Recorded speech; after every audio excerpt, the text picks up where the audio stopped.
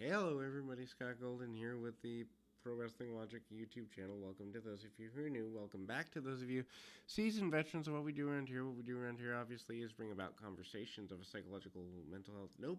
We bring about conversations about pro wrestling, and we eventually will do that over 10,000 times. I hope around here, maybe more than that. Anyway, Razor Ramon is kicking off this week's edition of Wrestling Challenge, which is the 12/1993 edition of Wrestling Challenge, and ultimately goes to into a match here.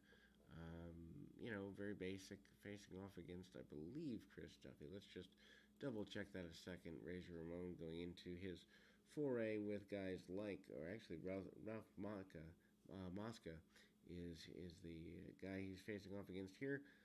Razor, back suplex, Razor's Edge, follow away slam, not in that order. The main moves of the match there. Then we go to another in the series of matches. This is Virgil and Mark Thomas up next here.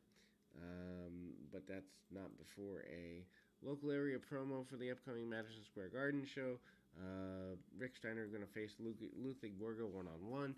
Not necessarily sure what the point of that match would be in a house show match unless we're talking about Scott Steiner being injured.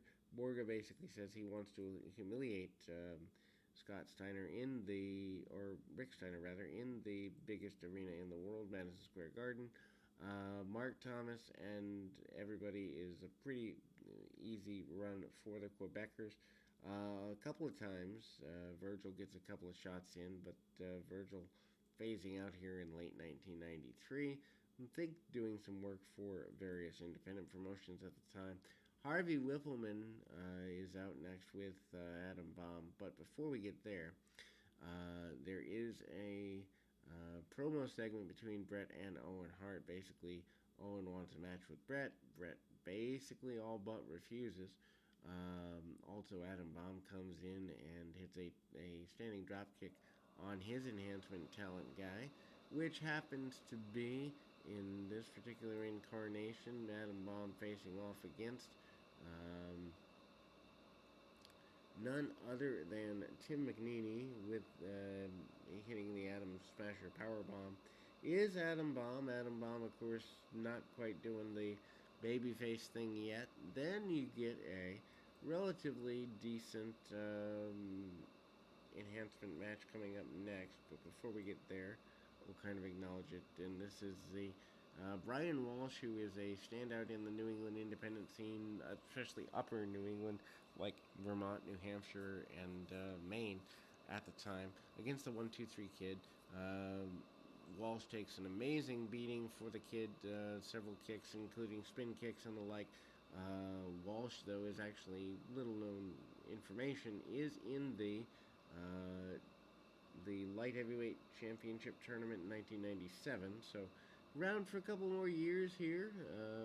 Brian Walsh never really doing anything too major in the area, but Kid hits a top rope drop kick, hits a superplex, and gets a victory there. 1-2-3 Kid. Sean Waltman still a major force in the area. Then we go to more enhancement talent work here.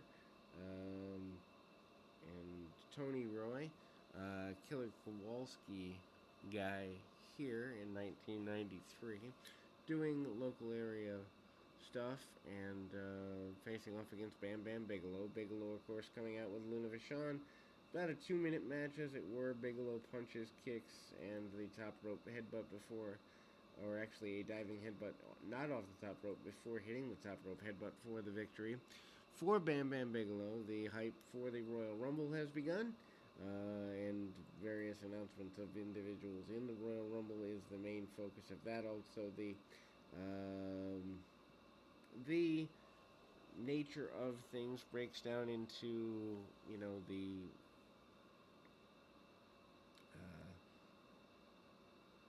benefit of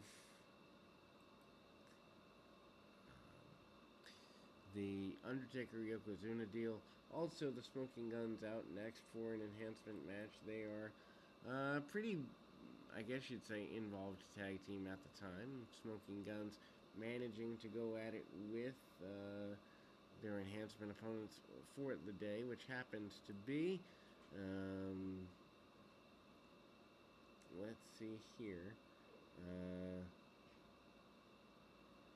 just a couple of basic after scrubs, and the Sidewinder getting the victory for the Smoking Guns. We will close on that note. We'll be back with more right after this.